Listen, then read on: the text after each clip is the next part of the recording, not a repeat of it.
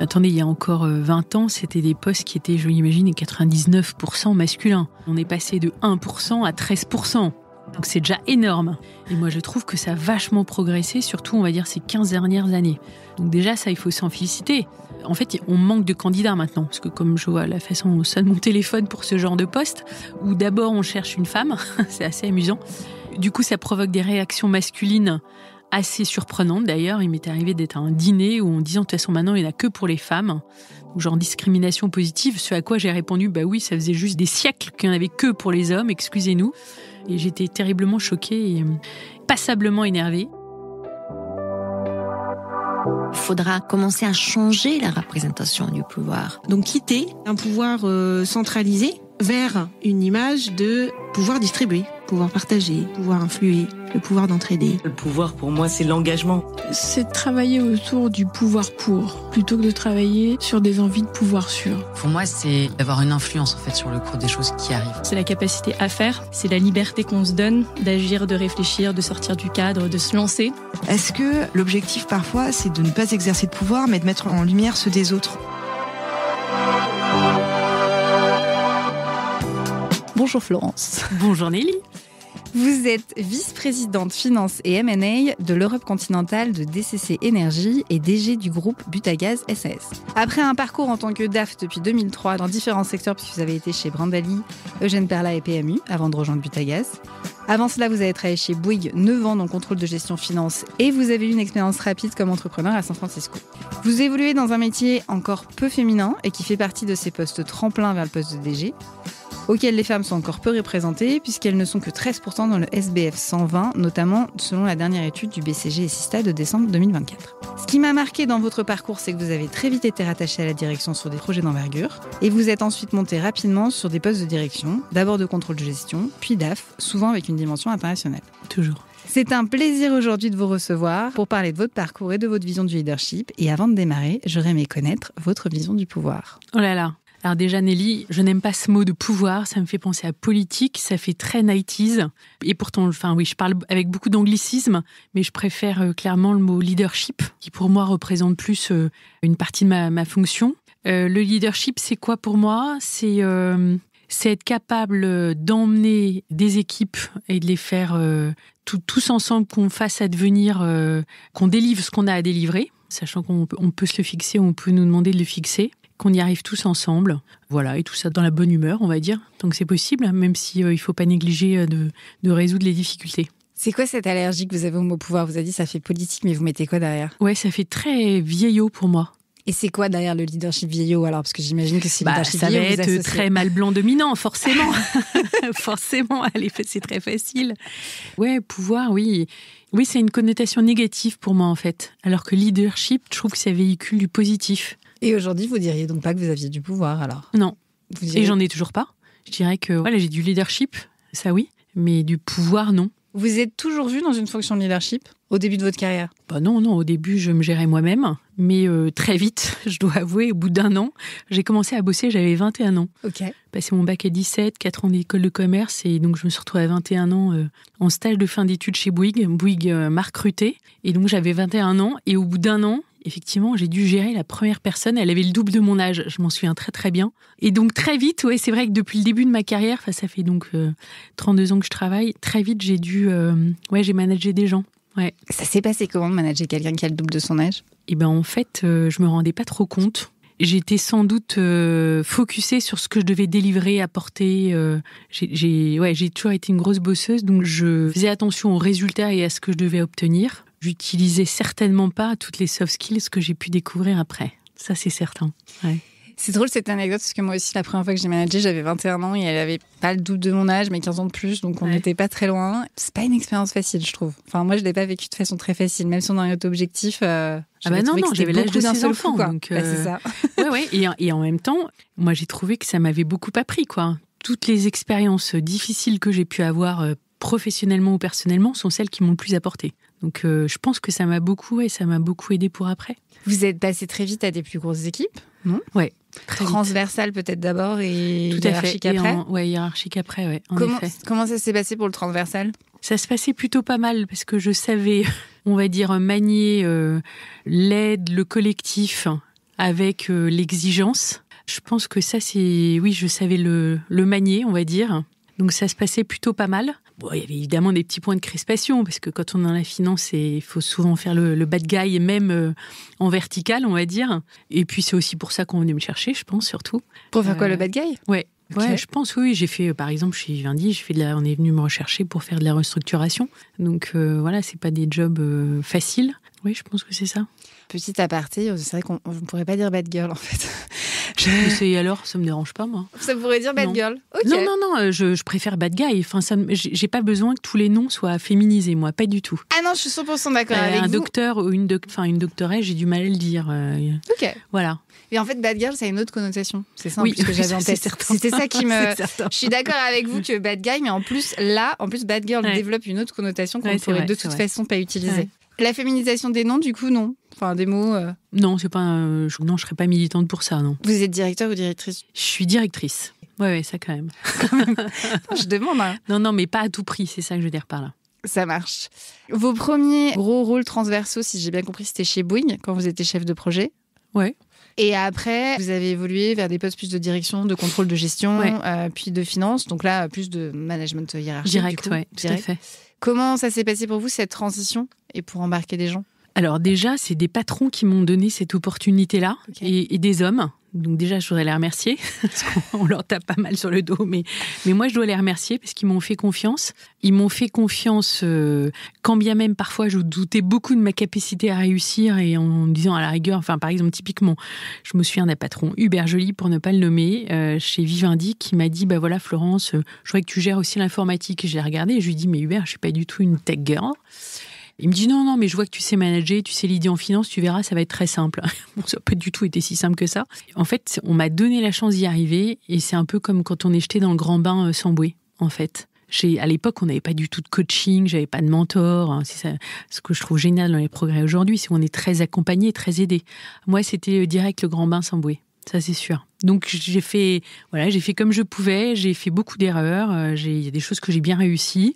Et puis, ce qui marchait, je le refaisais. Et j'ai appris en marchant, en fait, ouais. J'ai appris sur le tas, ouais. Ce serait quoi l'erreur qui a fait que vous avez appris particulièrement, par exemple ?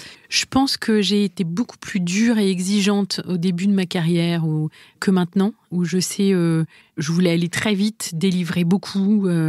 J'étais toujours très axée sur le résultat, etc. Très bon soldat. Et je prenais pas forcément le temps, je pense, de regarder tous les contextes, ou prendre le temps bien d'expliquer au départ pour finalement, in fine, peut-être aller aussi vite, voire plus vite. Ça, si j'ai des souvenirs comme ça, oui. De pas prendre le temps d'embarquer les gens, finalement, c'est ça ? Au début, oui. Mais il fallait voir aussi les contextes de crise dans lesquels j'étais. Je pense typiquement à Vivendi Universal, que j'avais rejoint en août 2002, au moment où Messier venait de se faire sortir. Il y avait une nouvelle gouvernance avec Fourtou, Lévy et Spinasse. Enfin, le contexte, il était dramatique. L'action était redescendue à 8. Et puis moi, on me fait venir sans me dire trop les choses finalement au début, si ce n'est que je serais contrôleur de gestion. Bon, en fait, j'étais cost killer et il a fallu mettre en place le restructuring. Donc, ça, c'est un truc qui me pose question, ce qui vous est arrivé. Le fait de dire je suis arrivée, mais je savais pas tout le contexte. Ça vous est déjà arrivé plusieurs fois, ça, ou c'était particulièrement dans ce cas-là ? Non, parce que après, on veille. Non, mais c'est peut-être moi aussi qui n'ai pas exactement mesuré. Enfin, quand on rentre dans une crise, j'avais pas encore toutes les données, où on n'avait pas le recul nécessaire pour voir ce qui se passait et l'importance de ce qui se passait pour le groupe. Je pense que c'est après, quand on a regardé, quand j'ai vu ça derrière moi, je me dis, oh là là, en fait, c'était juste dingue, quoi. Enfin, je savais que je prenais des risques, je savais que le contexte était hyper compliqué, mais je pense que moi-même, j'avais pas mesuré, en tous les cas, toute l'importance l'enjeu. Vous connaissez la falaise de verre ? Le plafond de verre, je connais pas la falaise. Vous allez me la raconter. Alors, le plafond, c'est quand on arrive à un certain niveau et qu'il y a un plafond très épais, donc il faut soit le casser très fort, mais c'est OK. La falaise de verre, alors c'est souvent pour les femmes, c'est pour ça que c'est intéressant aussi, c'est quand on positionne une femme sur une pente très, très, très, très glissante à monter. Donc en fait, c'est juste qu'on les met dans des situations qui sont extrêmement difficiles, où les hommes ne veulent pas aller parce qu'ils n'ont pas de contexte. Ou si... Le mot contexte, c'est gentil. En tout cas, ils n'ont pas les éléments, mais ou alors ils ne veulent pas y aller, quoi qu'ils arrivent. Et on met une femme sur ces postes-là. C'est assez souvent que les femmes soient nommées, du coup, dans ces cadres-là. C'est pour ça que je posais la question dans cette situation-là. Ça devait être ça, alors. Ça devait être tout à fait ça. Mais il n'empêche que moi, c'était un de mes plus beaux postes. Ça a été un de mes postes les plus difficiles. Je pense que jamais autant bossé de ma vie, alors que à la maison, j'en avais 2 petites qui m'attendaient. Mais j'ai beaucoup appris, In fine, une très belle expérience. Mais ça devait être ça, oui. On avait dû me mettre là en haut, Ouais, parce que il y avait des falaises, des pots de bananes. Il y avait tout ce qu'il fallait, Il y avait la totale. Ah ouais, c'était la totale. On va dire ça comme ça. Non, mais je le parle parce que c'est assez tristement courant. Alors, tout le monde ne connaît pas ce terme-là. Mais on se rend compte quand même que les femmes arrivent souvent à des postes sur des falaises de verre. Je vais prendre un contexte hors entreprise qui est politique, par exemple. On aura vu qu'aux dernières présidentielles, qui étaient quand même un peu compliquées, il y avait beaucoup de femmes, dont notamment Valérie Pécresse, qui avait été mise à cet endroit-là. Et dès que les LR ont eu plus de place à l'Assemblée, ils n'ont pas voulu de femmes en tête, en fait. Oui, c'est vrai. Voilà, mais ça, c'est un exemple autre. Tout ça pour dire que, le contexte de Falaise de Verre est intéressant, et donc vous y retrouvez là-dedans, en fait. Ah, très bien. Ouais. Mais ma nature est aussi... je me souviens d'un de mes boss qui m'avait dit tu as tout d'une guerrière. Et c'est vrai que dans ma vie professionnelle, d'ailleurs, comme dans les vies personnelles, j'ai dû faire face à vraiment... Moi, et ce que j'aime, c'est les gros challenges, c'est les grosses transformations, c'est les restructurations vraiment importantes, c'est la croissance. J'aime bien les challenges costauds. Ça doit être mon côté un peu maso, en fait. Mais voilà. Après, c'est sûrement pour ça qu'on allait vous chercher aussi. Exactement. Toutes les personnes que j'ai rencontrées qui ont vécu cette falaise de verre plus ou moins sans le savoir, parce que souvent on le sait pas en fait, une falaise de verre, on n'y va pas comme ça, disent comme vous qu'en fait vous êtes allés pour le challenge. Après, là, vous avez dit que vous avez été co-skilleuse. Comment on sort d'un poste de co-skilleuse? Parce que souvent, quand on a une image de co-skilleuse dans l'entreprise, après, ça devient plus compliqué. Non, mais ça s'est fait assez naturellement. En fait, co-skilleuse, c'était mettre en place la restructuration de toutes les holdings de Vivendi. Et puis, assez naturellement derrière, ça a évolué. Enfin, ça a pris du temps quand même. En tout, ça a été 8 ans en tout, dont les 3, 4, 5 premières années vraiment de restructuration. Donc après 3 dernières années où vous êtes resté... ça allait mieux, mais il y avait toujours des gros projets à mener, que ce soit au niveau finance ou au niveau informatique. Le groupe avait aussi repris du poil de la bête, on avait fini la période de désinvestissement, au niveau de la stratégie, elle était écrite, inscrite, et on était en train de l'exécuter, Vivendi, c'était votre dernier poste où vous n'étiez pas en Codir, si je ne me trompe pas. Tout à fait. Après, vous êtes rentré au Codir chez... Brandalais. Ouais. Comment ça s'est passé, cette arrivée au Codir? Alors là, contexte de crise totale, en fait. Pendant les recrutements, les 3 fonds m'avaient dit que la boîte avait presque trouvé son business model, était presque à l'équilibre et qu'en fait, il suffisait juste d'aller lever des fonds, ce qui m'amusait parce que ça, c'est quelque chose que j'avais jamais fait. Et puis en fait, j'y suis arrivée début juillet 2013 et puis en fait, au bout de quelques semaines, j'ai très vite vu qu'en fait, la boîte était au bord du dépôt de bilan parce qu'elle n'avait plus de cash. Ah mince. Voilà. Et donc, derrière, il a fallu faire un business plan, et puis aller défendre auprès des actionnaires avec le PDG qui avait été nommé 3 semaines avant moi, que c'était pas seulement de l'argent. Voilà, il fallait absolument qu'on lève une certaine somme, un certain montant, et bien plus que ce qu'ils ne pensaient. Et du coup, face à ça, les actionnaires ont dit, on va lancer un mandat de dual track, donc c'est-à-dire qu'à la fois, on essayait de vendre la boîte, et à la fois, on levait des fonds. Et pendant ce temps-là, en dehors peut-être des 2 mois de solde, parce que donc on était dans le retail online, pure player, en dehors des 2 mois de solde, en même temps, tous les mois, je doutais de pouvoir payer les salaires des 132 collaborateurs. Ah oui, quand même. Et donc, d'aller mettre la boîte, on va dire, au tapis. Donc, on a été obligé de mettre en place une procédure de conciliation pour protéger les salariés et la société elle-même. Sachant qu'on était, Marc Heller, le PDG et moi-même, on était tous les 2 mandataires sociaux. Donc, la responsabilité, le poids était grand. Et en fait, on s'en est sorti, j'estime, vraiment par le haut, parce qu'on est dans un contexte de marché vraiment pas favorable. À l'époque, on a vendu la boîte au groupe, le groupe Andrino, qui a permis de garder la marque, les collaborateurs, etc., qui a permis de la relancer sans... Alors certes, c'était peut-être moins glamour que d'aller la vendre à un Galeries Lafayette, mais c'est là où elle avait la meilleure durabilité, en tous les cas. Donc ça a été 15 mois de crise, en fait, vraiment de crise. Et vous le saviez, là? Eh ben non. Et je pense que personne ne le savait avant que je regarde les choses. On va dire ça comme ça. Non, la preuve, Autant chez Vivendi, vous pensez que ça se savait, autant là, pour le coup, personne ne savait. Vivendi, oui. C'est peut-être moi qui n'avais pas pris toute la mesure. J'arrivais, j'étais encore très jeune, j'avais à peine 30 ans, donc ouais. Du coup, restructuration, 15 mois après, vous avez vendu quoi, au bout de 2 ans, en fait, c'est ça? Non, on a vendu en 15 mois. Non, il y avait vendu le feu, en 15 mois, d'accord. C'était un scénario de crise, c'est qu'il fallait faire vite. Et encore une fois, on a levé ce qu'il fallait comme fonds et on l'a cédé. Et donc, au bout de 15 mois, naturellement, le PDG et son CFO sortaient. Donc, je suis sortie, voilà. Mais j'étais contente d'avoir achevé et réussi la mission. Bah oui, en effet. Comment ça s'est passé, ça, au niveau des équipes? Parce qu'il faut réussir à embarquer les gens en situation de crise, quand même. Ouais, alors j'avais beaucoup de chance. J'étais hyper bien entourée au niveau de l'équipe, qui était une équipe très restreinte, financière. Des gens sur le fond qui étaient très attachés à la boîte. Une boîte qui doit avoir 7-8 ans, elle n'était pas vieille. Et puis, encore une fois, je pense que c'est les qualités que j'ai découvertes. En fait, je peux dire que ce qui me rend grâce depuis mes 40 ans n'est pas ce qui m'a rendu grâce avant. Et donc, c'est notamment là où j'ai pu découvrir le pouvoir, l'impact des des qualités personnelles, ce qu'on appelle les soft skills en bon français. Et je pense que j'avais noué une relation de confiance d'abord avec les actionnaires, parce qu'il fallait quand même qu'ils soient là, les 3 fonds, et en même temps avec les équipes. Et c'est comme ça qu'on a pu y arriver, parce qu'honnêtement, on gérait la boîte à 1 000 € près, quoi. Il fallait voir la situation dans laquelle on était. Ouais, c'était très compliqué. Ouais. C'est intéressant de développer les soft skills en période de crise. C'est-à-dire que justement, en période de crise, vous auriez pu être encore plus exigeante, demander encore plus de choses, que vous disiez qu'au début, vous étiez très exigeante. Ouais. Et en fait, non. Je ne sais pas si je les ai développées, ou en tous les cas, c'est là où elles ont éclos. Un peu comme... en tout cas, j'ai réalisé, j'en ai pris conscience. J'en avais peut-être... Je pense que les 15-20 premières années de ma carrière... je fonçais, en fait.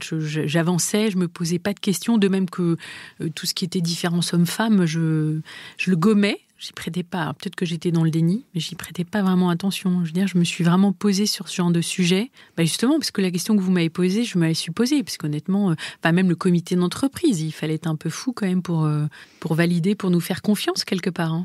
Mais à force d'expliquer, de donner du sens, voilà, et puis de bâtir, et puis ça se fait tous les jours, c'est pas en un coup, donc et effectivement, vu le nombre d'heures qu'on passait au bureau, j'imagine, c'était dingue. Vous avez dit avant 40 ans, après 40 ans, c'est 40 ans, c'est les soft skills, c'est ça? Oui, exactement. D'accord. En fait, ce que je dis, c'est que quand je relis mon parcours, on peut dire clairement les 20 premières années de ma carrière, je peux dire que c'est mon travail, ma technique financière, des qualités, ce qu'on considère de hard skills, qui m'ont rendu grâce. Ouais. Bon, alors, aussi avec des valeurs, parce que la valeur, par exemple, de travail, tout simplement, la valeur de loyauté, de fiabilité, je pense que c'était déjà là, mais je ne me rendais pas compte. Et par contre, je vois bien, après 40 ans, en fait, quand on arrive typiquement sur des...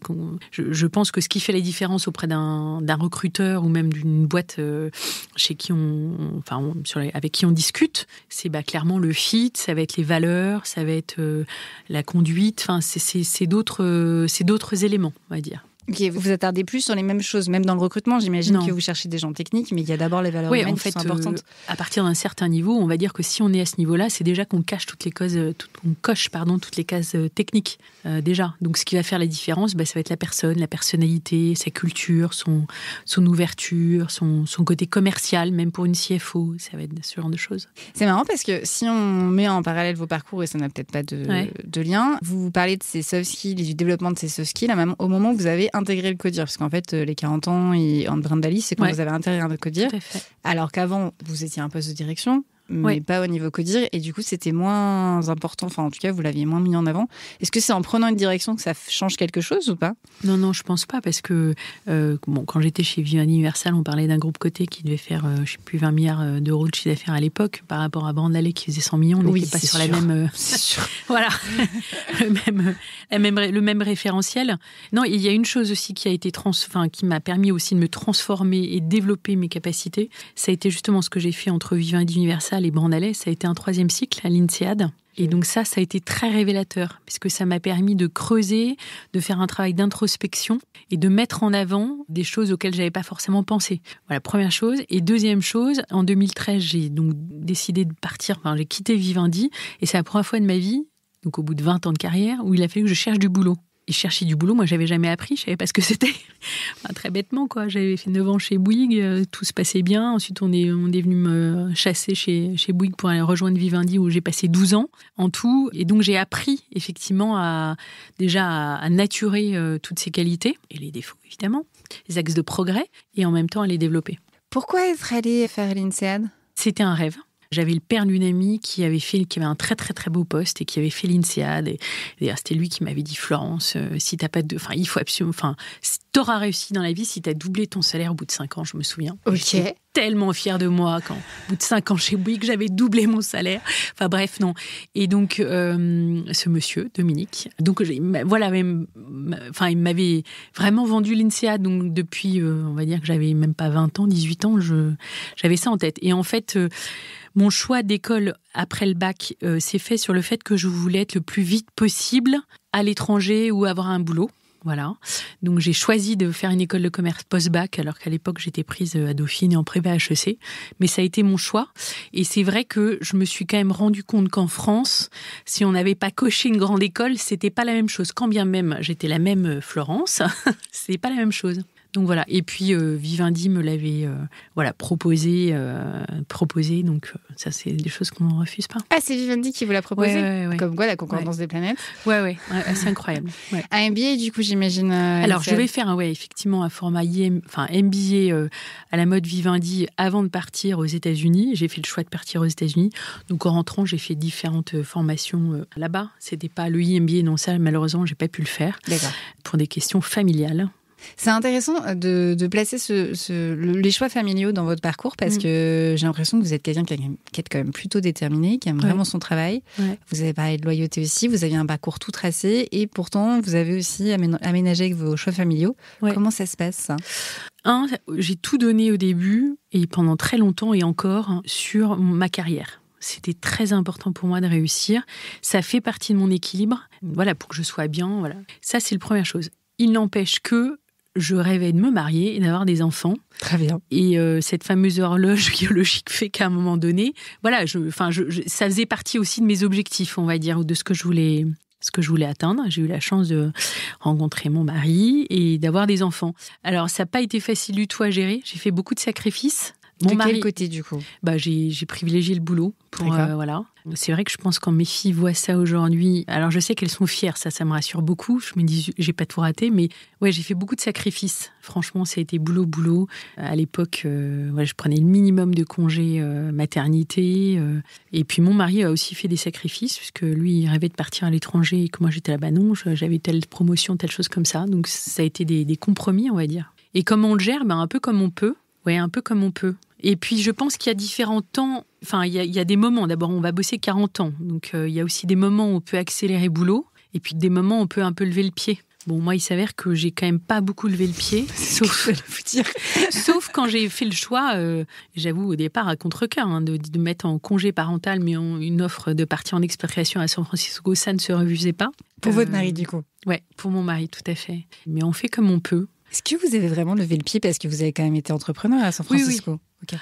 Par la force des choses, oui. Je bossais plus 12 ou voire plus heures par jour. Oui, par la force des choses. Non, mais donc comment on fait ? On fait comme on peut. Il n'empêche qu'il y a quand même des choses. Enfin, la priorité, c'était quand même que, il y a quelqu'un à la maison et qu'on s'occupe bien des filles. Donc, c'est vrai que je me suis toujours organisée de façon à pouvoir partir, parce que je partais souvent à l'étranger, en fait, notamment à New York, ou n'importe quand. Donc, ouais, je faisais en sorte, je suis pas inconsciente, je faisais en sorte qu'à la maison, il y avait quand même quelqu'un quand mon mari pouvait pas être là. Et puis, écoutez, aujourd'hui, oui, c'est vrai que j'avais très peur du regard de mes enfants après, en me disant, j'espère qu'elles ne me reprocheront pas ça plus tard. Vous n'avez que des filles ? Je suis spécialisée. J'ai la chance d'avoir 4 filles. Ouais, je suis trop gâtée. Ouais. Et donc, vous aviez peur qu'elles vous le reprochent quand même ? Ouais. Et donc, non, ça va ? Non. Et sans... je les laisse... Je les ai pas manipulées. Ce serait trop facile. Non, je pense que, il y en a plusieurs qui m'ont dit qu'elles étaient assez fières, ouais. Oh, ça fait plaisir, ça. Ouais, ça fait plaisir. Maintenant, je leur dis, j'ai fait des sacrifices, elles me voient beaucoup travailler. C'est pas forcément ce qu'elles veulent remarquer la nouvelle génération, la génération de nos enfants, de mes enfants, non. le veut pas forcément. Ouais. Ils ont un rapport au travail qui est différent, parce que le rapport Ouais. à l'entreprise est différent aussi, hein, c'est un contexte. Ah bah c'est sûr, oui. D'ailleurs, vous gérez ça comment, vous ? Parce que j'ai l'impression quand même que la valeur travail et loyauté restent assez fortes, même si Ouais. vous changez d'entreprise, mais j'ai l'impression que vous adhérez vraiment à une entreprise, à un projet, en tout cas quand vous Ouais. adhérez à une entreprise. Et du coup, ça se passe comment quand vous avez dans des équipes des gens qui n'ont pas forcément les mêmes rapports à ces valeurs-là ? Ça se passe pas forcément bien. Non, alors la première chose, c'est très simple. Hein. Moi, je passe plus de temps à mon boulot, avec mon boss, avec mes équipes, qu'avec mon mari et mes enfants. Et n'étant pas maso, je vais pas mettre dans un contexte où ça fit pas, ça c'est sûr. Alors évidemment, quand vous passez des entretiens, tous les sites corporate vous afficheront des magnifiques valeurs, tout ce que vous voulez. La réalité, elle peut être différente parfois. Je dois dire, je suis hyper gâtée au sein du groupe Butagaz /DCC. What you see is what you get, en bon français. Et je suis arrivée dans une boîte qui est franchement bienveillante, sympa, etc. Et pour moi, c'est très important. Et mes derniers jobs, j'ai d'abord évidemment fait un tri sur le challenge. Donc, une fois de plus, je vous redis que moi, j'aime les trucs costauds. Et là, il y avait matière à. Et le deuxième critère, c'était l'environnement, le fit avec le boss, le fit culturel avec la boîte. Alors, c'est super. Ça se jauge en 2-3 entretiens, quelques insiders et tout ça. Donc, c'est un peu un pari. On prend des risques. Mais pour moi, c'est vraiment clé.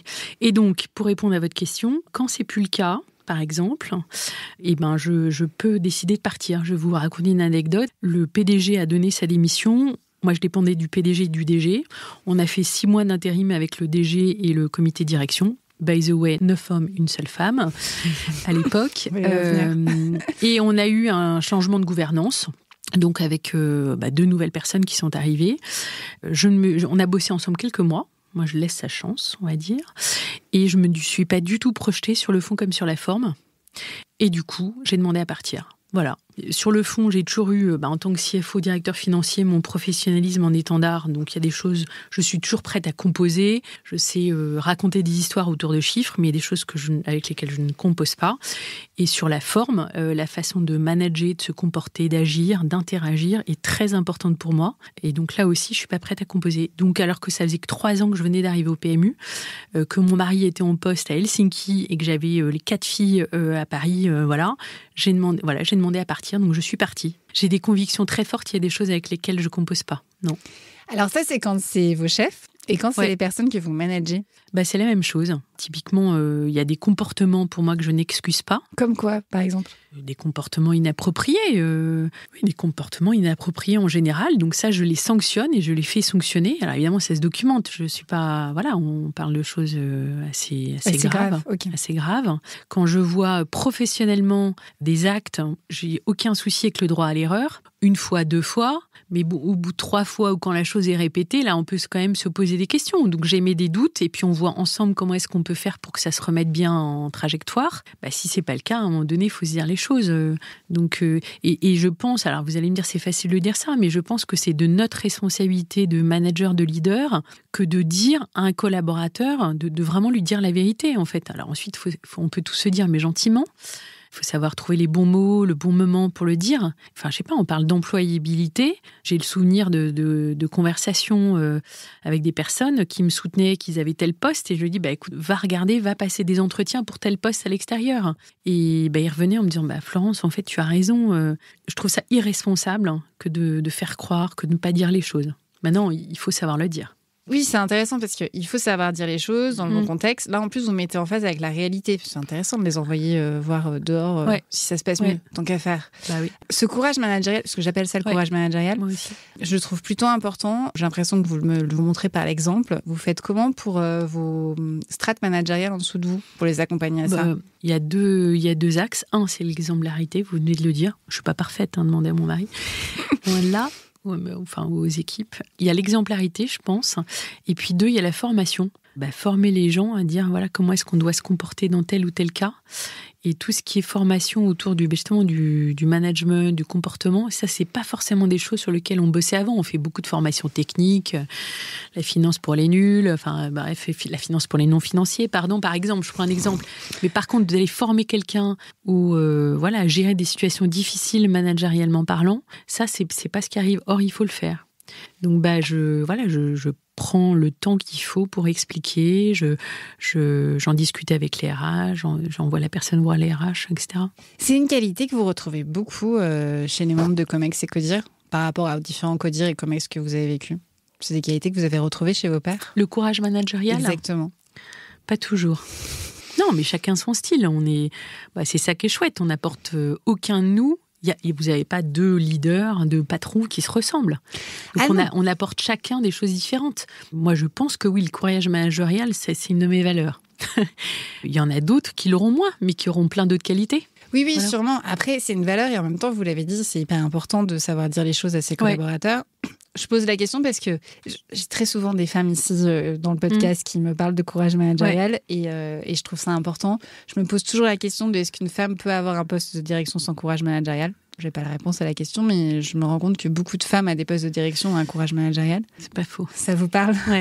Ouais. Chez les hommes, alors je dis pas qu'il y en a pas qui ont, mais peut-être qu'il y a plus d'hommes à la direction. Donc si on fait un pourcentage, il y a peut-être moins d'hommes qui ont de courage managérial, mais je retrouve moins. Je pense que j'ai l'impression que c'est une qualité essentielle pour une femme pour arriver à cette direction, à ce poste-là en tout cas.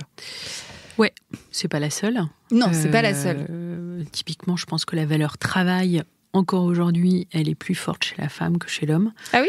Ouais, je pense qu'une femme, moi je parle de ce que je connais, donc en l'occurrence de ce que j'ai pu vivre, je pense qu'on a beaucoup plus à bosser, à faire ses preuves et qu'on ne viendra pas forcément nous donner notre chance de progression versus un homme où quand il y a un gap entre le poste qu'il a et le poste qu'il vise, on lui laissera plus d'opportunités, par exemple.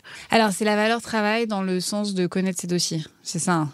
De vraiment travailler ses dossiers, connaître ses dossiers, etc. Ouais. Non, je pose la question parce que, par exemple, alors c'est pas vraiment une valeur travail et ça va sûrement vous hérisser que je dise ça, mais on pourrait penser au présentéisme. Moi, je vois des gens faire des horaires à rallonge ou des réunions à rallonge à certains niveaux qui pourraient dire que c'est l'attachement au travail, mais qui connaît pas forcément aussi bien ses dossiers. Non, alors j'en sais rien parce que déjà, nous, on est beaucoup moins au bureau qu'on l'était avant. C'est pas du tout le style de la maison. On est vraiment sur le fait, là-dessus, on fait pas une confiance aveugle, mais il vaut mieux. Hein. Certainement pas. Mais on a un certain travail à produire, on voit comment ça se produit. Je l'ai vu dans des précédents jobs, oui. Ils se disaient, et puis c'était de toute façon, c'était assez facilement visible que certains, fuyaient sans doute le fait de vouloir rentrer, retarder le moment chez eux. C'est ça. Aujourd'hui, j'entendais encore ce matin que la première chose que les gens recherchent dans leur travail maintenant, c'est la qualité de vie dans la balance, l'équilibre, Oui. entre vie professionnelle et vie personnelle, c'est plus le salaire. Oui. Voilà, donc aujourd'hui, les gens font beaucoup plus attention, ce qui est pas plus mal. Mais non, le présentéisme, je trouve ça so 80s. Ah non, mais... So 80s. Ouais. Et c'est pourtant... même plus 90s, quoi. Oui, non, là, non. Ouais, c'est vrai, ça aurait pu être 90s aussi. C'est aussi valable. Et Dieu sait... et pourtant, oui, j'ai été très, très, très présente au travail. Ouais. Comment ça s'est passé pour vous, ce passage, du coup, au télétravail? Parce que le rapport à la confiance, il est super important dans le présentiel. Oui. Dans le distanciel, c'est impossible de faire sans, en fait. Oui, tout à fait. Comment ça s'est passé pour vous, cette transition en termes de leadership? Vous en pensez quoi?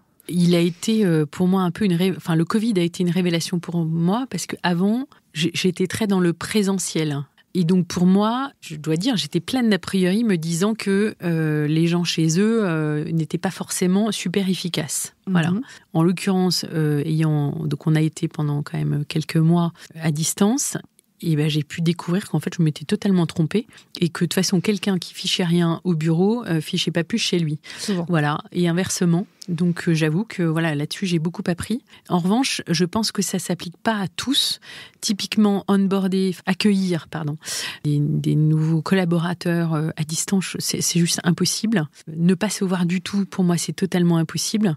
C'est une des raisons pour lesquelles même je voyage beaucoup, c'est que j'ai besoin de voir les collaborateurs, les collègues, tout le monde, parce que rien ne remplacera ce eye contact. Donc, j'essaye de faire un mix. Voilà.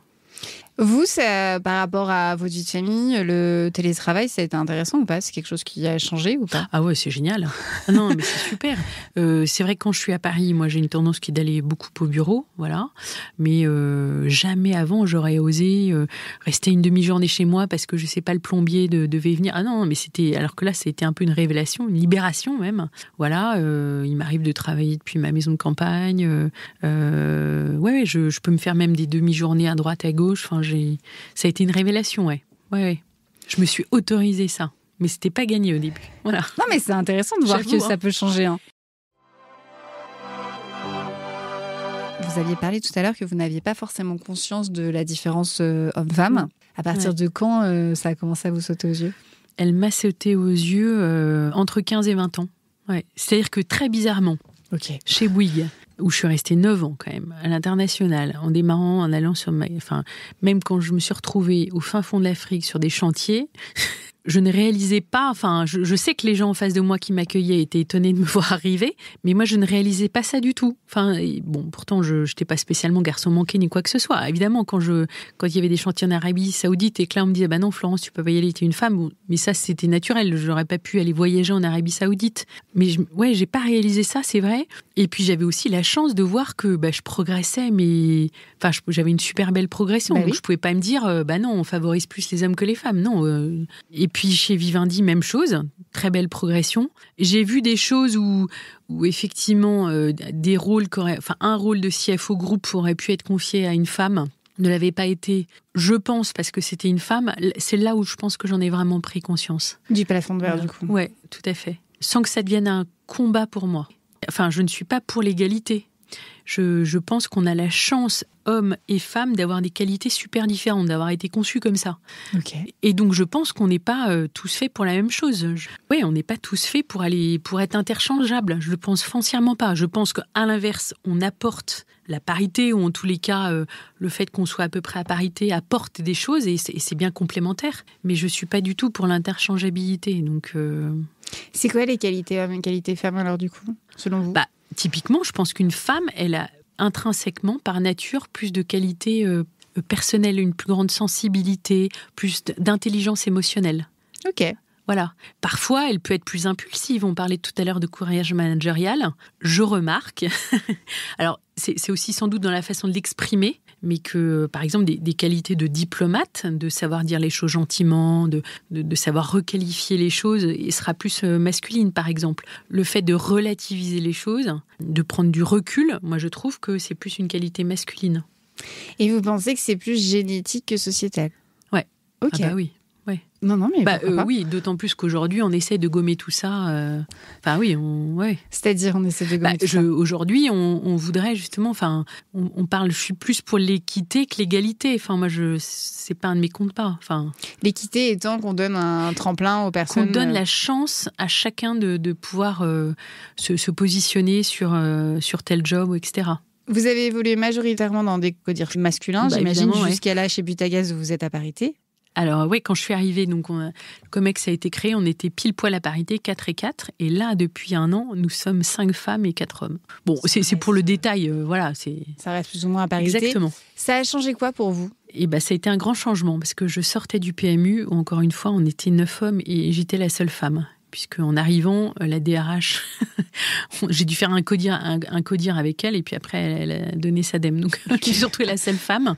Je le disais tout à l'heure, pour moi, ça apporte différents angles de vue. C'est très complémentaire, c'est enrichissant. Butagaz, j'imagine que c'était une entreprise qui est majoritairement masculine par rapport à ses métiers. Oui, mais dans le management, on est à peu près à parité. Et ça s'est fait comment ? Vous savez ça ? Cette évolution vers... C'est une volonté. Oui, c'est une volonté, mais par contre, ça a été vécu comment ? J'imagine qu'il y a eu faut leur demander.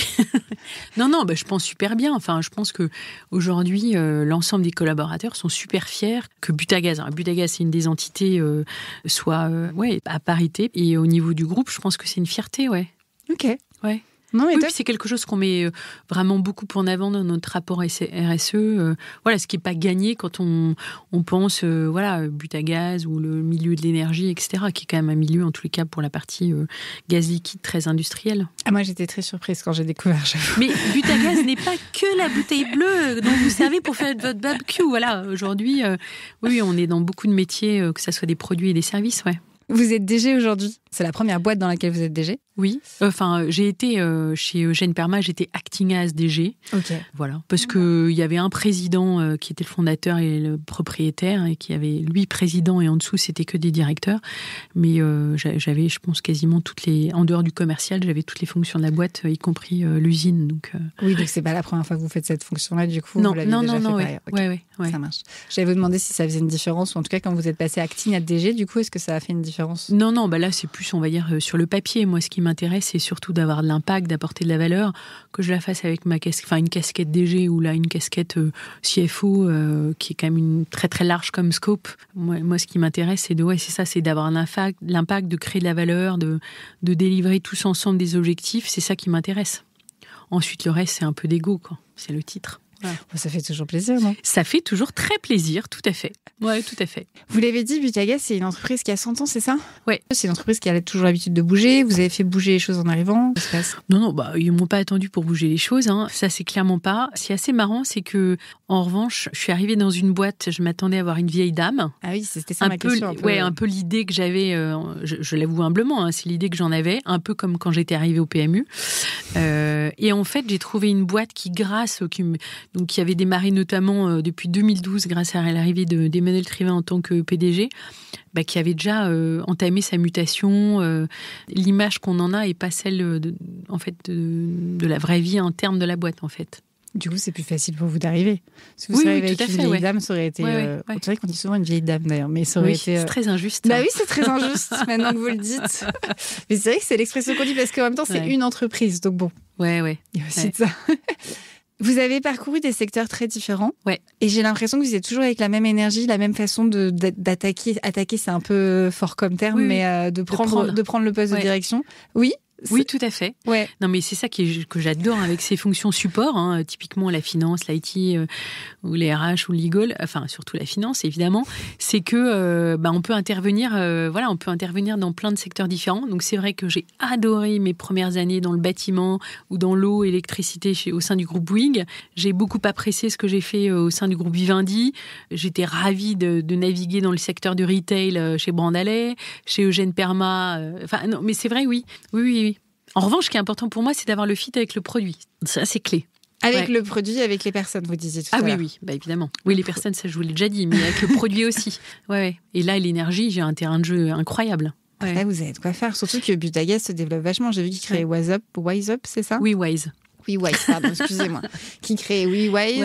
Voilà, donc il y a plein de choses qui se développent. Et puis en ayant rejoint, alors j'ai vu que c'était en 2015, c'est ça qu'ils avaient rejoint. Oui, il y a quasiment 10 ans, ouais. Ça a été vendu par Shell à DCC. DCC, c'est un groupe irlandais qui est coté à Londres, coté depuis longtemps, depuis plus de 30 ans. Donc, sont nos actionnaires. Ouais, c'est ça. Et puis, depuis, on a fait surtout beaucoup d'acquisitions. C'est ça qui est génial. Ouais. Mais c'est pour ça aussi que c'est intéressant, j'imagine. Exactement. C'est quelque chose qui vous plaît, ça, les acquisitions, non? Ben oui, parce que déjà, j'avoue que j'avais fait des intégrations, mais je m'étais pas frottée ou j'avais pas été bossée dans le M&A. Et donc, je découvre. Et moi, je trouve ça canon parce que je trouve qu'il n'y a pas d'âge pour apprendre. Donc, j'apprends encore énormément. Et puis, c'est plutôt sympa parce que ça fait appel à un sens commercial. Bon, pas qu'à un sens financier, ça fait appel à un sens commercial. Ça fait, il y a beaucoup de qualités qu'on doit développer et déployer. Donc, ça m'amuse beaucoup, ça. Ouais. C'est jamais la même chose. Donc, j'imagine. C'est chouette. Du coup, vous, quand vous êtes sur la fusion-acquisition, vous êtes sur la partie évidemment financière, achat, commercial. La partie culturelle et merge des équipes, c'est plus la RH qui le gère? Non, en fait, on va dire qu'on gère dans la préhension ou quand on regarde pour la rachat d'une boîte, on regarde. Et moi, je dois avouer que je regarde en premier lieu l'aspect people. Ok. Et ce que j'essaye de jauger en premier lieu, c'est la qualité du management. C'est clé dans une boîte pour moi. Ensuite, je regarde le business plan. Évidemment, on ne se refait pas. Mais les business plans sont toujours magnifiques. Et après, quand on rachète, c'est ça? Ensuite, il faut exécuter. Voilà. Il n'y a plus qu'à. Non. La ressource première d'une boîte, c'est les personnes. Et vous identifiez ça comment? Parce que ce n'est pas évident, en fait. Il y a des choses, on voit quand même le track record des gens, déjà. Okay. Et puis, j'avoue, il y a beaucoup de fit. Le track record, c'est le turnover, c'est le fait que les gens Non, le track record, c'est regarder un peu d'où ces gens viennent, quelle a été leur carrière, depuis combien d'années ils sont là, qu'est-ce qu'ils ont produit, ils ont emmené la boîte de quel état à quelle étape, ou donc le track record. Et puis, forcément, il y a du fit. Ensuite, alors là où il faut faire le tri, c'est sur l'aspect culturel, parce que moi, j'ai un terrain de jeu européen, et même en Europe, on a beaucoup de différences culturelles. Donc, ce que je trouve plutôt amusant, parce qu'on en découvre, quand on s'aventure vers de regarder des dossiers sur des nouvelles géographies, et c'est quelque chose qu'on doit appréhender aussi. Donc, je pense qu'il faut faire preuve d'ouverture, et puis moi, je fais toujours confiance, à mon sixième sens par rapport à ça. Voilà. Et puis, encore une fois, on peut avoir raison, on peut se tromper. Et puis. Oui, j'allais vous voilà. dire, ça vous arrive du coup, votre sixième sens vous fasse défaut? Mais évidemment, évidemment. Enfin, généralement, c'est marrant parce que sur les gens, je suis jamais très très loin de ce que je pensais. On va dire ça comme ça. Ok. Voilà. Parce que j'allais demander comment vous rectifiez le tir après, parce que c'est vrai quand on se plante vraiment sur une personne, c'est compliqué. Mais là, moi, alors là-dessus, ou quand on hérite d'un contexte où il y a les gens en place. Où au départ on peut faire, quand bien même on a un doute, le patron local a dit go, donc par contre ce que je cherche à faire, c'est rectifier très très vite le tir. Donc si je vois que ça va pas, on regarde comment très vite on peut remettre, je vous le disais, remettre les choses bien comme il faut, et si ça va pas, on sépare. Ok, même dans le cas d'une acquisition, de se séparer de quelqu'un de responsable. Oui, alors comme je vous l'ai dit, pour nous, les hommes sont très importants. On va dire qu'on a 3 critères. Moi, personnellement, je vais parler à mon nom. Les hommes et les femmes, on est d'accord. Il y a d'abord les people, ensuite le business plan, et j'aurais dû mettre en deuxièmement la stratégie, le fit, le rationnel, on va dire. Donc ça, c'est les 3 choses que moi je regarde dans un dossier d'acquisition. Enfin, moi, j'ai donné des no-go rien que sur l'aspect et le critère humain. Ça m'est arrivé. Et ça passe, ça? Les gens, ils comprennent? Ça passe, on va pas dire c'est à cause de l'aspect humain. Pas la personne qui vous avez pas acheté, mais dans votre comex, c'est non, mais généralement, je suis pas la seule à le penser ou la seule à avoir des doutes. Non, je peux pas être la seule qui pense.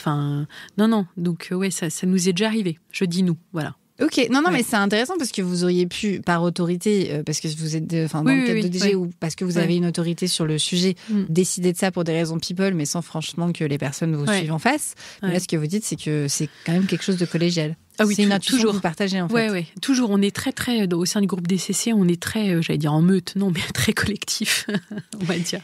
On n'est jamais seul sur une acquisition, ça c'est certain. Du coup, l'intuition a sa place dans les prises de décision. Bah oui. Non, mais ça paraît tellement évident, mais en fait... C'est vrai? Ouais, franchement. Moi, je suis d'accord avec vous. Mais moi, j'ai vu plein de femmes dire que dans les CODIR, on s'autorisait pas à écouter une intuition.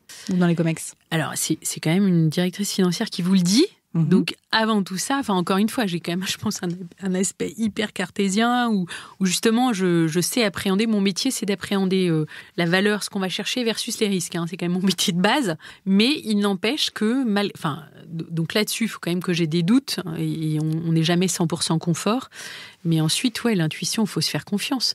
On peut jamais prendre une décision. Enfin, moi, aucune décision perso ou pro que j'ai prise, j'avais 100% de certitude. Vous en avez, vous? Non, après, on peut s'appuyer sur des faits. Non, mais oui, on a des faits, mais même dans les faits, on n'a pas de boule de cristal. C'est vrai. Je suis capable de prendre des décisions avec 80-90% de connaissance des faits, mais pas attendre 6 mois pour en avoir 90-95%. Parce que le time to market, il est quand même très très long. Et puis, ou même personnellement, il y a des décisions à prendre. Il faut que ça soit oui-non et on va pas tergiverser pendant des mois.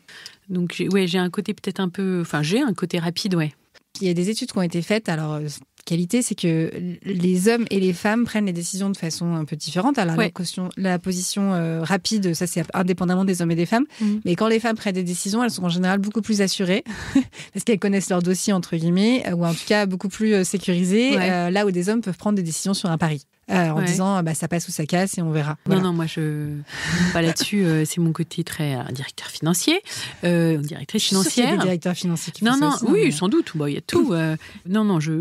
J'évalue d'abord quand même les bénéfices et les risques. À 90%, du coup, vous laissez un bénéfice du tout à 90%. 80-90%. Maintenant, j'ai jamais l'assurance que. On prend une décision, ensuite il y a l'exécution. Et le plus dur, c'est pas forcément de prendre les décisions. Le plus dur, c'est l'exécution. Parce que c'est toujours facile de prendre des décisions. Ensuite, il faut juste délivrer, quoi. Et c'est pour ça que les humains sont d'autant plus importants derrière. Exactement. Parce qu'on sait très bien que pour appliquer une décision sans le people derrière, il se passe rien. Oui, moi, toute seule... non, mais encore une fois, toute seule, je ne serais rien du tout.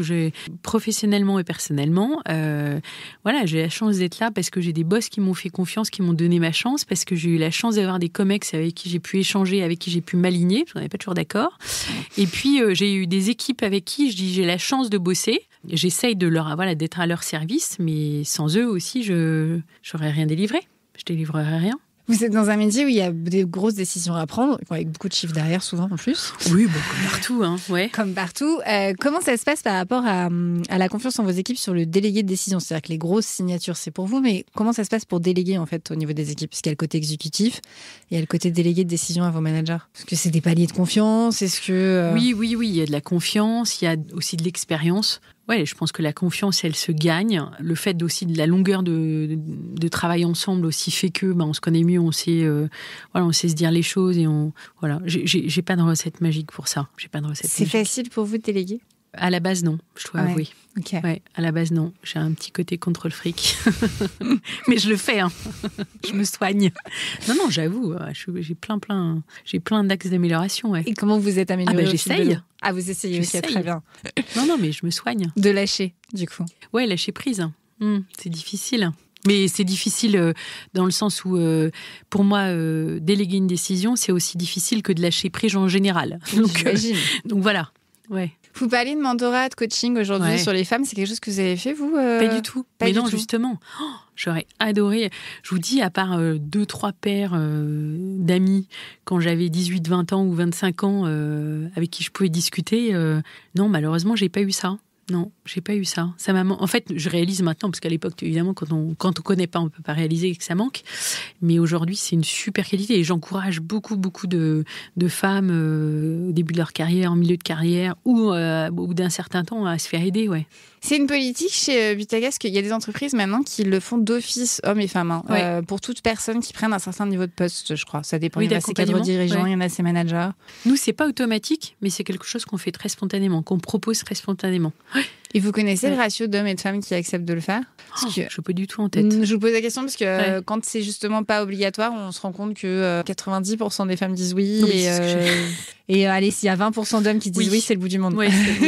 Du coup, vous savez pas, mais ok. Mais ça vous surprend pas en tout cas, les chiffres que je viens de vous donner. Très bien. Donc déléguer, oui, vous disiez déléguer, c'est pas évident, mais quand même, ça fait quand même un petit moment que vous êtes directrice. J'imagine que c'est des choses que vous avez quand même appris à lâcher au fil de l'eau. Non, évidemment. Ah bah oui, quand même. Oui, évidemment, je peux pas être partout, c'est sûr. Et qu'est-ce qui a fait? C'est quoi? C'est la confiance en la personne qui vous permet de lâcher, j'imagine? C'est vis-à-vis des gens, en fait, au fil de l'eau, en les connaissant. Du relationnel, en fait, ouais. C'est hyper important pour vous, les valeurs. Vous avez dit tout à l'heure l'attachement aux produits. Enfin, au service. Aussi, ouais. Et je vais permettre de rajouter, vous allez me dire si j'ai faux, la passion métier. C'est-à-dire que vous aimez les chiffres, ce que vous faites aussi, quelque chose qui vous plaît particulièrement.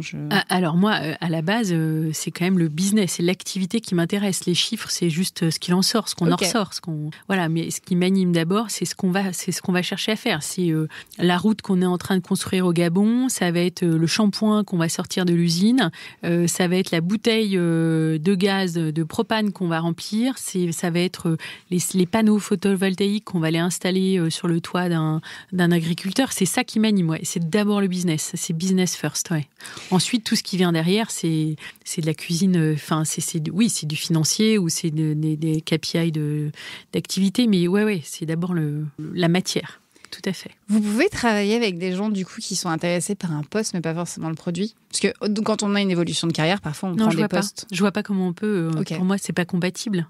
Je vois pas, en tous les cas, comment est-ce qu'on peut les donner le meilleur de soi-même. Donner le meilleur de soi-même, évidemment qu'on peut le faire, on peut mettre des chiffres dans les cases, et puis ça dépend des postes, mais ou compter être bean counter, ça c'est pas difficile, mais je vois pas comment est-ce qu'à des postes, en tous les cas, à partir de middle management jusqu'au top management, on pourrait les donner le meilleur de soi-même sans avoir le fit avec le produit ou le service. Ça me paraît totalement inconcevable. Non, mais j'aime bien. Ouais. Non, mais très bien. Ouais. Par rapport au métier, ce que je disais au début, c'est qu'il y a très peu de femmes qui font DAF. 13%, vous m'avez dit. 13% de la SBF, j'ai précisé SBF 120 quand même. Ouais. Comment vous expliquez ça, vous, le manque de femmes dans ces métiers-là? Non, mais attendez, il y a encore 20 ans, c'était des postes qui étaient, je l'imagine, 99% masculins. C'est vrai. Donc, on est passé de 1% à 13%. C'est énorme. Donc, c'est déjà énorme. Et moi, je trouve que ça a vachement progressé, surtout, on va dire, ces 15 dernières années. Donc déjà, ça, il faut s'en féliciter. En fait, on manque de candidats maintenant, parce que comme je vois la façon dont sonne mon téléphone pour ce genre de poste, où d'abord on cherche une femme, c'est assez amusant. Du coup, ça provoque des réactions masculines assez surprenantes. D'ailleurs, il m'est arrivé d'être à un dîner où on disait, de toute façon, maintenant, il n'y en a que pour les femmes, ou genre discrimination positive, ce à quoi j'ai répondu, bah oui, ça faisait juste des siècles qu'il n'y en avait que pour les hommes, excusez-nous. Et j'étais terriblement choquée et passablement énervée. Il a répondu quoi ? Quoi ? Il a rien répondu parce que c'était un dîner avec des gens bien autour de la table. J'avais peut-être été un peu directe, comme je sais l'être très facilement. Non, mais les candidats et les candidates, elles arrivent. Elles arrivent et il y a les premiers facteurs. Donc elles arrivent. Deuxième chose, je pense qu'il y a peut-être moins d'ambition aujourd'hui dans le middle management qu'avant. Ouais, je pense cette histoire d'avoir l'équilibre vie de famille, vie perso, vie pro en équilibre, en facteur numéro 1 de critères sur les jobs versus le salaire. Ça démontre bien quelque chose. Mais quand je dis ça, je pense que c'est aussi masculin que féminin. Hein, c'est pas du tout genré. Alors, il y a une réalité, en effet. Même les hommes commencent à dire, je sais pas si je prends un poste en codir parce que, en gros, j'aime ma vie. Oui, c'est ça. Ouais, j'ai pas envie de m'emmerder. Par contre, il y a quand même un phénomène qui se trouve au niveau des femmes aujourd'hui qui est assez courant, qui est l'opting out. Je sais pas si ça vous parle, mais l'opting out, c'est un phénomène qui arrive des États-Unis évidemment, mais qui arrive chez nous, qui est que les femmes particulièrement, à un moment où elles arrivent en poste de codir, s'en vont en fait. En fait, beaucoup de femmes ne restent pas en comité de direction. Okay. Parce que quand elles y sont arrivées, alors il y en a qui sont juste déçues. Il y en a qui vont dire... Tout ça pour ça. C'est un peu ça. Ouais. Ça vous parle ? Non, on se fait... En fait, c'est assez marrant parce qu'on s'imagine... c'est vrai qu'accéder à un codir, à un comex, c'est quelque chose... On s'imagine que ça va être très différent, mais en fait, on se retrouve des hommes et des femmes. Il n'y a rien de révolutionnaire. Voilà, on peut être assez déçu. Enfin, moi, je ne l'ai pas été, mais c'était pas non plus une grande satisfaction non plus. Mais oui, on reste des hommes et des femmes. Hein, donc, on peut dire autant de bêtises qu'on le dirait dans des réunions sans comex. On peut s'amuser, on peut ne pas être d'accord. Voilà. Du coup, il y a un côté de déception pour certaines qui pensaient qu'on allait plus parler stratégique, etc. Oui, il y a la raison, évidemment, de vouloir plus profiter de sa famille aussi, qui fait partie des raisons. Ça, c'est vraiment un mouvement, chez les hommes comme chez les femmes. Qui est un peu lié au télétravail, je trouve aussi. Ah bah aussi, oui. Par ricochet, oui. Qui est un peu lié au Covid, où les gens ont retrouvé ou pas retrouvé leur famille, parce que chaque personne a vécu son Covid différemment. En plus, ouais. Il n'y a pas eu un seul Covid. Ça dépend de votre travail, s'il y a des enfants, s'il n'y en a pas, voilà. Ah ceux qui avaient des enfants en bas âge, j'avais beaucoup de reconnaissance. Hein. On se retrouvait dans un petit appart parisien avec 2 petits. Je n'aurais pas pu. Je crois qu'il y a des parents, ils sont mis à mi-temps chacun, je crois. Oui. Il fallait trouver des arrangements. Il y en avait effectivement, il y avait un le matin, l'autre l'après-midi. C'était pas gérable sinon. Ouais, tout à fait. Du coup, même si c'est hommes et femmes, n'empêche que les femmes font majoritairement le opting out aujourd'hui, plus que les hommes. Mais après, être arrivé en codir, c'est que les femmes ne veulent pas forcément rester en direction aujourd'hui. Il y a aussi, ça c'est même pas une question d'ambition d'y arriver, c'est que quand elles y sont, elles ne restent pas. Fausse question, évidemment. Non, mais ce dont il faut se rendre compte, c'est que, accéder à des postes de direction, moi j'adore, et j'y ai ma place et j'y suis bien. Je sais que je suis à ma place, mais c'est vrai que c'est aussi beaucoup de risques. D'abord, c'est beaucoup ça peut être beaucoup de stress, positif, mais aussi du stress. C'est beaucoup de responsabilités, et donc c'est aussi beaucoup de risques. Voilà. Donc il y a des gens, effectivement, qui se retrouvent pas à l'aise avec ça. Oui. Surtout quand c'est des falaises de verre. Alors, en plus, quand c'est des falaises de verre, ça, on ne peut le réaliser qu'après. Mais... Après, ça passe ou ça casse. Une falaise de verre, ça fait une guerrière ou pas. C'est-à-dire que vous avez pris un énorme challenge qui est passé et ensuite, vous avez ensuite passer au poste d'après. Exactement. Oui, tout à fait. Qui, par contre, a été extrêmement stressant et difficile, surtout que vos enfants étaient petites en plus à ce moment-là. Oui, elles étaient assez petites, oui, tout à fait. Vous avez dit que vous avez 4 enfants et vous m'avez dit que vous êtes rendu compte de la différence femme-homme pour une CFO qui a eu un plafond de verre. Je crois que vous êtes la première qui me le dise pas, que ce soit au congé maternité. C'est marrant. Ah non, pas du tout. En revanche, annoncer que j'étais enceinte, ça a été, pas forcément la première fois, mais 3 fois d'après, très difficile. Ah oui ? J'avais peur de me faire, pas engueuler, mais je n'osais pas le dire, en fait. Je n'osais pas le dire. Je savais que ça allait être mal accueilli. Et c'était mal accueilli ? Officiellement, non, évidemment. Évidemment, non, vous pensez bien. Mais sur le fond, oui, c'était... je voyais bien la tête de mes patrons. C'était merde, comment je vais faire ? Elle va s'absenter X mois. Ouais. Alors que, aujourd'hui, ma première réaction... c'est peut-être aussi l'âge et l'expérience, mais je me réjouis. Je suis trop heureuse quand on m'annonce, je suis enceinte ou je vais être papa. Ouais, c'est marrant, hein. Ah non, à l'époque, je me souviens, pour moi, c'était très difficile d'annoncer que j'étais enceinte. Ouais. Et par contre, le retour, ça s'est bien passé aussi pour vous. Vous avez dit que vous avez pris les congés mat les plus courts possibles. Ah oui, je suis toujours rentrée. Mais maintenant, quand je vois les petits, là, chez mes neveux, qui sont tout petits, je dis, mais comment j'ai pu laisser... Ouais, ça serait à refaire aujourd'hui. À mon âge, là, évidemment, mais je me dis, ils sont trop petits pour les laisser si petits. Ouais. Ouais. Non, les retours, ça s'est bien fait, sauf un retour de congé parental. Donc, quand je suis rentrée des États-Unis, les retours d'expatriation, de toute façon, en dehors du fait que ça soit un congé parental, je pense que c'est très difficile. Oui, c'est ce que j'allais vous dire, parce que c'était quand même 3 ans, en fait. Ouais. 3 ans, et vous avez repris une belle carrière derrière. Derrière, oui. Par réseau, j'imagine, du coup. Non, mais il faut rebondir. Oui, tout à fait. Parce que vous êtes rentrée chez Vivendi. Je suis revenue chez Vivendi, puisque ils me réintégraient. Et j'ai passé, c'est là où j'ai fait le programme INSEAD.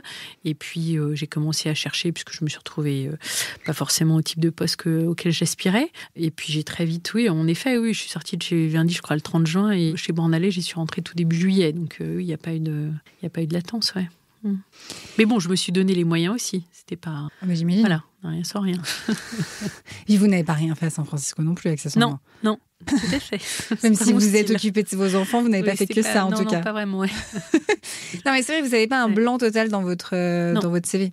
Congé parental, parfois, c'est un blanc, c'est juste marqué congé parental maintenant. Enfin, pour moi, j'ai bossé à San Francisco, quoi. Donc, oui. Et puis, j'avais plusieurs activités, ouais. C'est marrant, je vais revenir à ce que vous m'avez dit au tout début. Vous m'avez dit, moi j'avais des objectifs de carrière, mais j'avais un objectif, c'était de me marier, d'avoir des enfants. Ouais. En gros, tout le package. Ah le total. Ouais. Et du coup, c'est ce que vous avez aujourd'hui. Ouais. Mais du coup, peut-on dire on peut tout avoir? Enfin, je me pose quand même la question, parce que là, vous avez je suis hyper chanceuse. Hyper chanceuse. J'ai vachement de chance. J'ai toujours dit que dans ma vie dans ma vie en général, j'ai eu beaucoup de chance. Ouais, et puis professionnellement, je peux pas. J'ai une super bonne étoile. Ma vie perso, je me suis aussi donné les moyens d'eux. Voilà, c'est un choix aujourd'hui que de rester dans son mariage. C'est un choix que d'avoir 4 enfants. Peut-être inconscient, mais voilà, c'était notre choix et j'en suis ravie. Je vais vous poser ma dernière question, qui est que selon vous, qu'est-ce qu'il faudrait faire évoluer dans la société et ou les organisations pour arriver à une égalité de pouvoir ou une équité de pouvoir? J'ai l'impression, vous, c'est votre point, mais... Oui, alors vous avez bien compris qu'égalité, c'est pas trop mon truc. Moi, je pense qu'on est dans la bonne direction et qu'il y a eu énormément... Enfin, il faut voir d'où on vient. Enfin, vous êtes beaucoup plus jeune que moi, mais encore une fois, il y a des progrès fulgurants, quoi. On est quand même... faut continuer par rapport à ça. Et ensuite, faut que chacun mette la main à la pâte, on va dire. J'allais dire que je suis contente de pouvoir témoigner quand je peux le faire. Je me prends pas du tout pour un rôle modèle, encore une fois. On est toutes uniques, chacune sa trajectoire. Je respecte vraiment typiquement les femmes. Voilà, ma petite sœur qui a fait le choix d'élever à la maison ses 5 enfants, je la respecte totalement. Je l'admire même. On peut dire ça comme ça. Mais non, je pense qu'il faut, que chacun doit être responsable et prendre sa part de responsabilité par rapport à ça. Chacun, c'est-à-dire hommes et femmes? Ah, bien sûr. Évidemment, ouais. Eh ben, merci beaucoup. Merci Nelly. Si vous avez aimé cette interview, partagez-le autour de vous. Dites-le nous aussi en commentaire, sur les plateformes ou sur les réseaux. C'est toujours un plaisir d'avoir vos retours. Et bien sûr, pensez aux étoiles pour toujours nous donner plus de visibilité. Merci beaucoup et à bientôt.